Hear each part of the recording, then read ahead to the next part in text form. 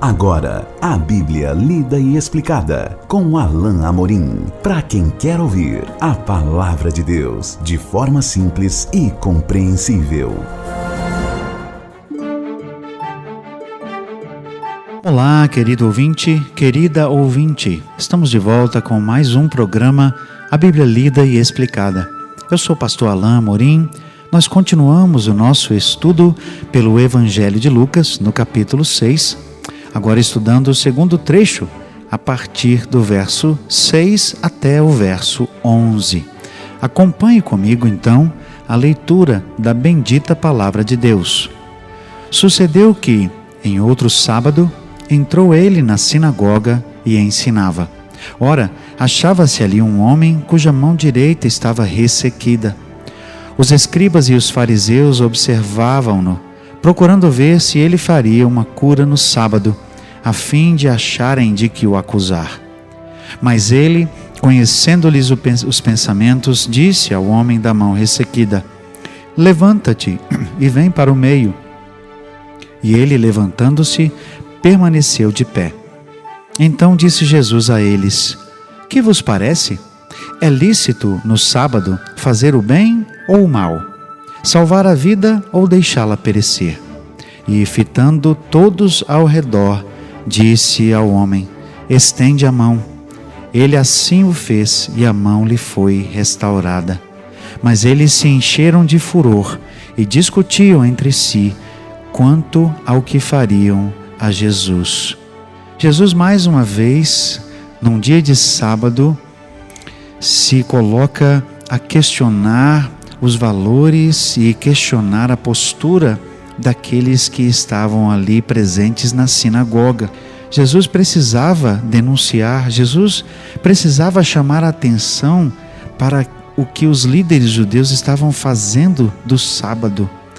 O sábado deveria ser um dia de adoração, deveria ser um dia de alegria, um dia de contrição, também um dia mais leve, de descanso, de louvor, de prazer na presença de Deus.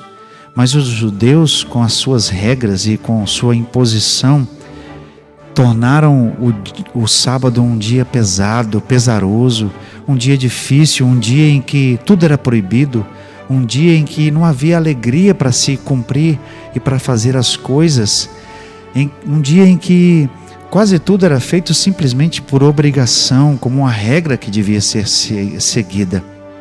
De novo, o texto diz: sucedeu que em outro sábado entrou ele na sinagoga e ensinava.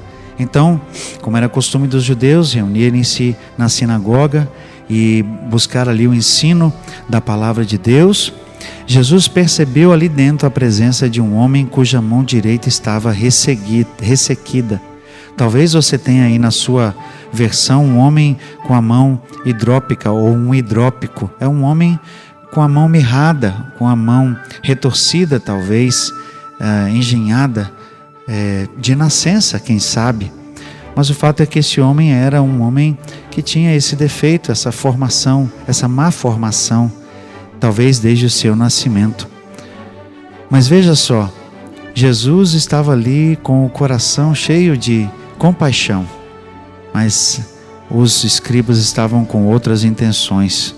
Veja o verso 7, os escribas e os fariseus observavam-no, como sempre, procurando ver se ele faria uma cura no sábado, a fim de acharem de que o acusar. A lei dos fariseus e saduceus, a lei oral, certamente tinha até mesmo um mandamento ou uma regra que impedia que até mesmo uma cura fosse feita no sábado. Tamanho era o absurdo do modo como eles faziam as coisas no sábado, que eles estavam procurando ver se Jesus ia curar, ou seja, se ele ia fazer uma coisa boa, para acusá-lo de estar fazendo algo que não era permitido, algo que não era lícito no sábado. Vejam que absurdo. Mas Jesus conhecia os seus pensamentos, o verso 8 diz, e ele simplesmente diz ao homem da mão ressequida: levanta-te, vem para o meio. Ele colocou o homem ali para que ele pudesse ser visto por todos. E o texto diz que Jesus então começou a a olhar as pessoas nos olhos. Ele então pergunta: o que parece a vocês? É lícito, ou seja, é correto? É algo bom? É algo que está certo no sábado, no dia do Senhor, fazer o bem ou fazer o mal? A resposta a essa pergunta parece muito óbvia para todos nós. É óbvio, é certo que no dia do Senhor é lícito fazer o que é bom, é lícito fazer o bem, é lícito curar sem dúvida. Jesus continua: é lícito salvar a vida ou deixá-la perecer? E fitando todos ao redor, olhando bem nos olhos aqueles, e certamente também os olhos de seus opositores, Jesus diz: estende a sua mão. E imediatamente aquela mão ficou curada. Jesus não deu palavra de ordem nenhuma, Jesus não fez nenhum alvoroço, ele simplesmente disse: estende a sua mão. E quando o homem estendeu a mão, ficou restaurada. Que maravilha, que coisa extraordinária. Imaginem a alegria daquele homem. Ele não tinha uma das mãos, talvez fosse a sua mão direita, talvez fosse a mão principal. Independente disso, imagine a alegria do coração daquele homem de ter as suas duas mãos sãs, de ter a sua mão igual a outra e poder tocar as pessoas, poder talvez fazer um carinho no seu filho, talvez fazer um carinho no rosto da sua esposa. Talvez ele pudesse finalmente trabalhar porque ele não podia por ter a sua mão ressequida. Certamente aquele homem estava muito alegre. Certamente havia gratidão no coração daquele homem.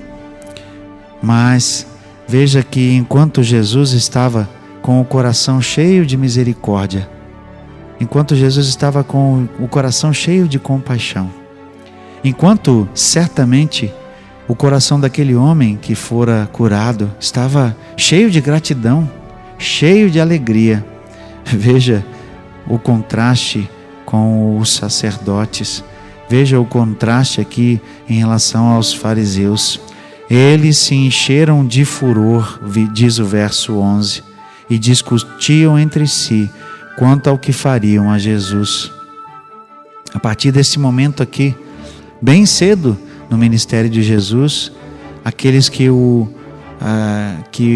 opunham já estavam tentando achar uma maneira de se livrar dele. A partir desse momento aqui, sem dúvida, os judeus já estavam pensando em como iriam se livrar de Jesus, como iriam matá-lo. Que contraste! Um coração de alguém cheio de amor, de compaixão, como o de Jesus. Um coração de um homem certamente alegre pela cura que Jesus fez, a restauração da sua mão. Que alegria! Ele veio na casa do Senhor e tem ali a sua mão restaurada. Ele sai dali feliz, alegre da vida. E o coração desses homens duro, um coração ressequido. Que contraste! Um homem com a mão ressequida tem agora uma mão curada e um coração certamente grato e alegre. E esses homens aqui têm, na verdade, o coração ressequido, o coração duro ao ponto de sequer admitir, sequer reconhecer a bondade e a misericórdia de Deus naquele ato de bondade feito por Jesus. Nós vamos continuar o nosso estudo do capítulo 6 no nosso próximo encontro. Até lá, que Deus abençoe a sua vida. Acesse agora nossa plataforma e baixe os podcasts www.rede316.com.br. A Bíblia lida e explicada com Alain Amorim.